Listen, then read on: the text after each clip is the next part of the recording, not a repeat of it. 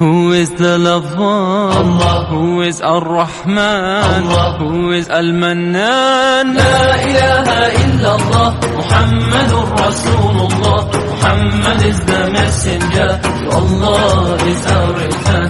La ilaha illallah, Muhammadur Rasulullah. Muhammad is the messenger, to Allah is our return. La ilaha illallah, Muhammadur Rasul.